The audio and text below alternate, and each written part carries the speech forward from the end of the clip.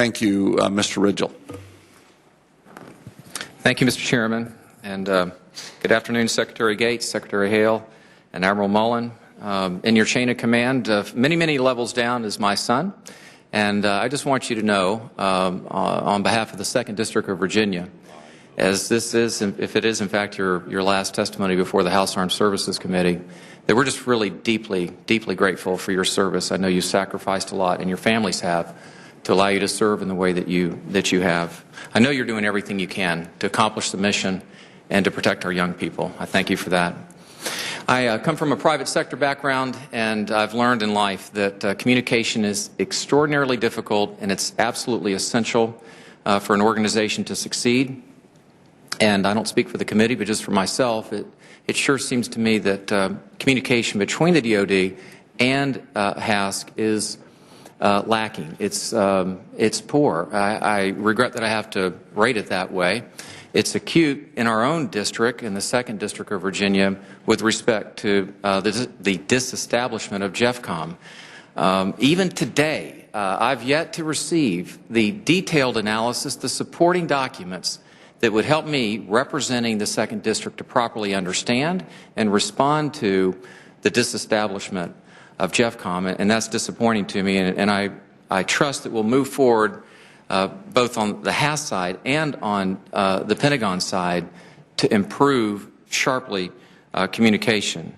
One area that I'd like to shift to here is Tricare, and it's widely understood when someone enlists in the military that health care is for life, it's free. I've asked many people, I served in the Marine Corps Reserve myself, and it's widely understood.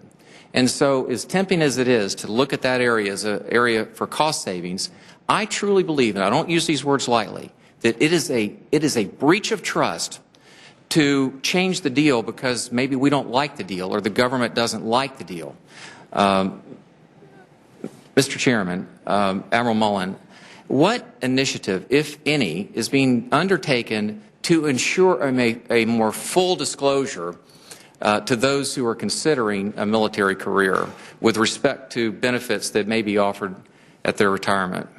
I don't think, honestly, when young people come in the military, they're 20-something, 17, 18, 19 years old. And certainly while the material is available, and recruiters may use this as something in terms of, a health care plan, and I've talked about it to our young people forever. I think that the military health care plan is the gold standard in the country, quite frankly. But it is not something, at least I have found, in those on active duty, they focused heavily on. More so recently than in the past, but it is not something they focus on when they're that young. I didn't, and many others haven't. Admiral, with all due respect, my time is so short. But there is a larger point, so let me respond to this. Congress actually settled this issue in 1995, that it wasn't free for life. They imposed fees, and they imposed a fee of $460 a year. So the issue of whether it was free or not was settled by the Congress in 1995. Once you've acknowledged that there is going to be a fee, the notion that the fee would never change is certainly nowhere in the legislation. Well, Mr. Secretary, my question was what initiative, if any, was undertaken to ensure a full disclosure of those who are entering the service? I believe in full disclosure. I know we all do. And I'm submitting to you today that in countless conversations with our veterans, that there is a disconnect between what is being told by the recruiter and what reality is. And I just respectfully, as one American to another, am asking that be addressed within the commands. It's not an expensive initiative. It would just be to ensure better disclosure. As we look, and I'll close with this, we look at the profound challenges that are facing our military that you've discussed today, and the shortage of funds for ship repair, for shipbuilding, the reduction in end strength, troop levels.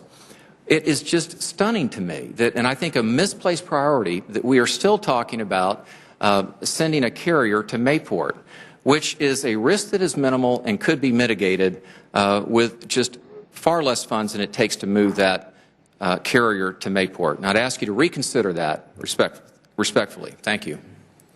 Ms. Hanabusa.